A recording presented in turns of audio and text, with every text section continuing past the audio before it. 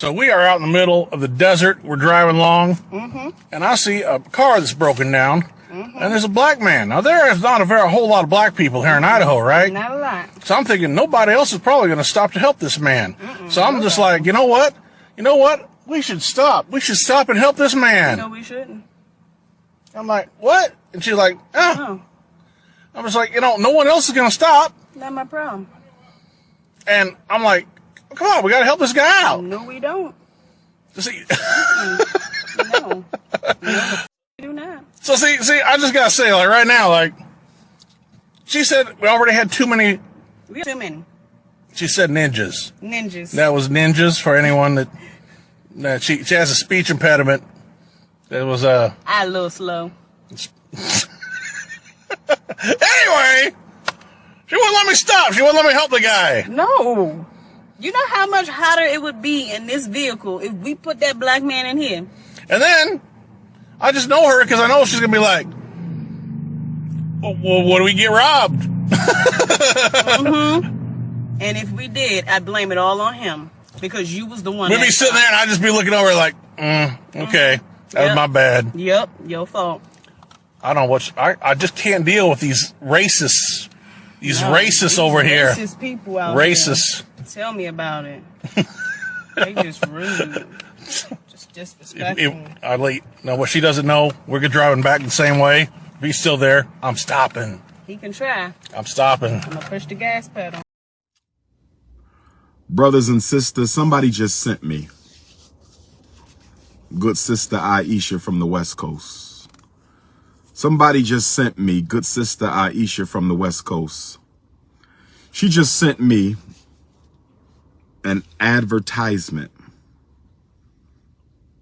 by a group of Negroes who held an interracial dating social.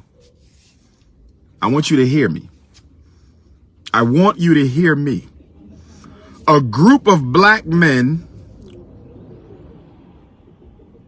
in Los Angeles held a social, an interracial mixer, a social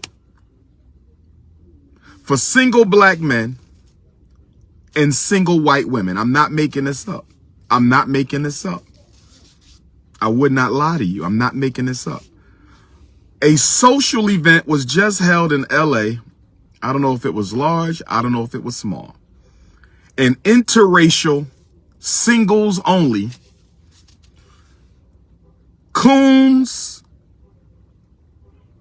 and cave dwellers. An interracial social comprised of coons and cave dwellers. Some of our black men are so weak. Some of our black men are so pathetic.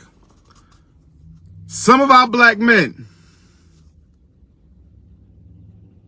are so detestable that not only will they turn their back on the community, on our women, they will promote dysfunctional behavior. They will promote snow bunny crisis. The coon chip of the American Negro is vibrating at an all-time high. This is why I've always said there has to be a civil war within Black America before there can be a civil war in the United States of America. Not physical, but intellectual, social, cultural. We have to declare war on the Coon Kingdom. If we don't declare war on the kingdom of coons, they're going to have all of our kids. If we don't declare war on the kingdom of coons, they will have all of our churches. If we don't declare war on the kingdom of coons, they're going to have all our institutions. They've already taken over the Congressional Black Caucus. I think it's safe to say the Congressional Black Caucus has been colonized and conquered by the Coon Kingdom. The black church is just about all but conquered by the Coon Kingdom. The conscious community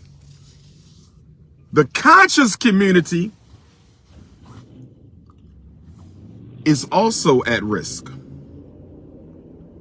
of being conquered by the Coon Kingdom. Brothers and sisters,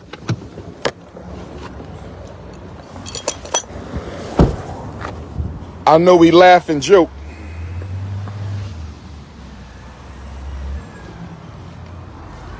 I know we laugh and joke about the Coon Kingdom.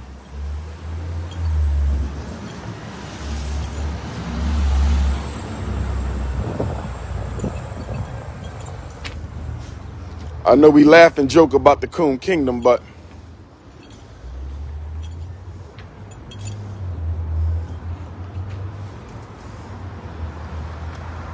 I need y'all to understand. I need y'all to understand, overstand, and understand. Coon Kingdom is real, brothers and sisters. We can laugh about it, but we have to do something about it because it's getting out of hand. It is absolutely getting out of hand. We got black women advocating coonism.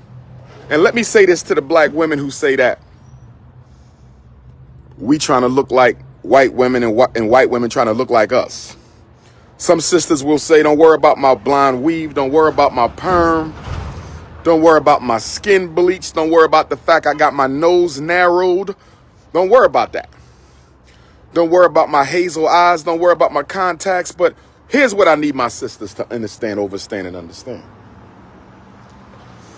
What I need you to understand, overstand, and understand, beautiful African queens, white women might want to look like you. They might want your ass, your breasts, your hips, your thighs. They might want to look 5'5" extra thick in the thighs. You understand me? They might want their lips full. They might want their cheekbones raised. They might want their hair a little thicker so they can wear another hairstyle other than that slick, wet, cave back dressing, right? Black man, what you need to understand is the white man might want to play your gangster rap, and he might want to drive in the Benz through the ghetto with the rims, and he might want to date a couple sisters, and he might want a couple 5'5" extra thick in the thigh queens from the hood. He might want to wear your clothes and sag his pants and rock them Jordans. White boy might want to walk with some swag. He might want to use some Negro lingo. He might want to talk this and talk that, and the white girl might want to be hip and hang out with her black girlfriends, and a white boy want to hang out with his black homies. But there's one thing I need you Negroes to understand. Is one thing I need you Negroes to understand. And that is, they might want to look like you from time to time, but not one of them ever want to be mistaken for you. Let me say it again. Let me say it again. I said they might want to dress like you, act like you, talk like you, dance like you. That's right, live like you. But they don't ever want to be mistaken for you. It ain't a white person in America, not a white person in the United States who wants to get pulled over by the police and be mistaken for a black person. Ain't a white person ever apply for a job and want to be mistaken for a black person. Ain't a white person ever applied for a mortgage and ever wanted to be mistaken for a black person. I want you to understand, overstand, and understand. I want you to understand, overstand, and understand. See, y'all get it confused. Just because they want to misappropriate your culture doesn't mean they want to belong to your race. Just because they want to misappropriate your culture doesn't mean they want to belong to your race. Just because they want to misappropriate your culture doesn't mean they want to belong to your race. Lord have mercy. Lord have mercy.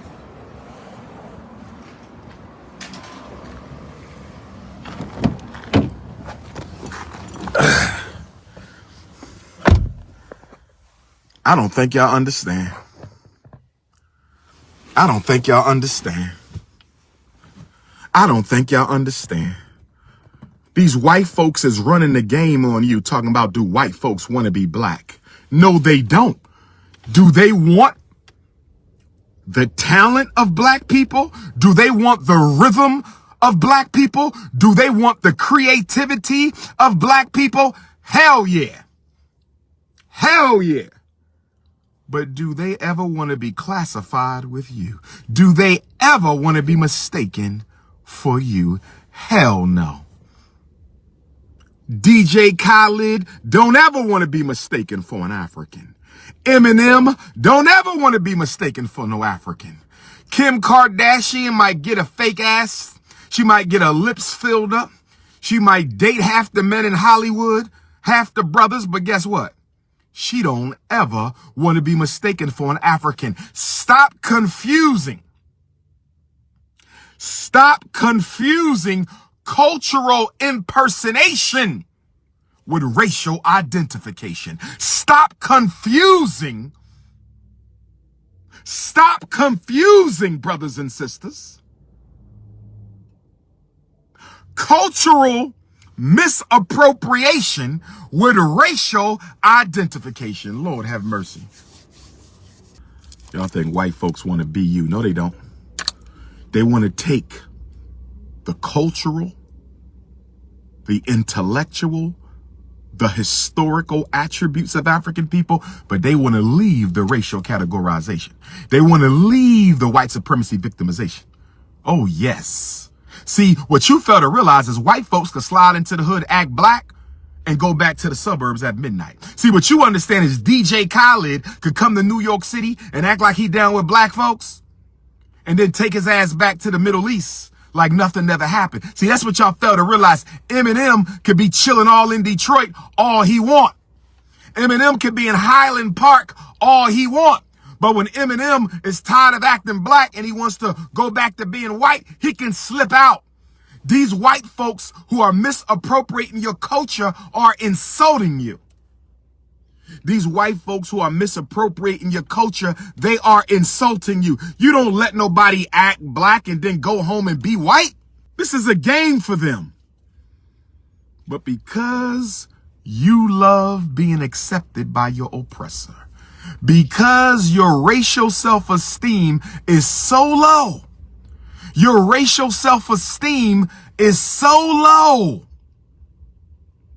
that anybody who acts like they like the Negro can have anything they want from the Negro. Anybody who acts like they like the Negro can have anything they want from the Negro. See, what you don't understand about the Caucasian, what you don't understand about cave-dwelling organisms, what you don't understand about Neo-Neanderthal culture is they are totally Machiavellian. Their thinking is completely militaristic. Everything they do in relation to African people has an agenda. There is no such thing as a random act of kindness from a white person towards a black person. Let me say it again. And you black pastors can go to hell telling black folks to get to know white folks and see if they racist or not. You politically uneducated church demons. I've about had it with you all.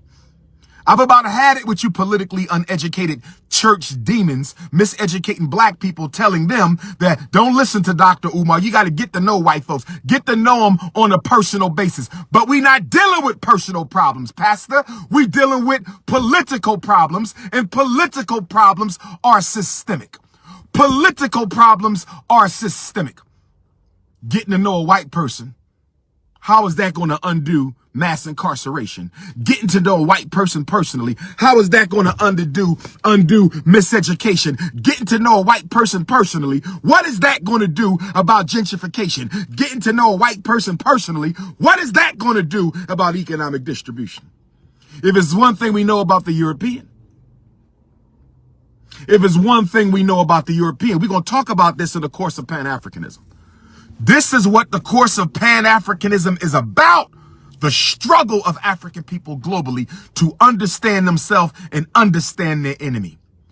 Europeans, because of the trauma they suffered in the ice, Caucasians, because of the ICE trauma they experienced. They are so traumatized from the ICE and so fearful of having ever needing to experience that again.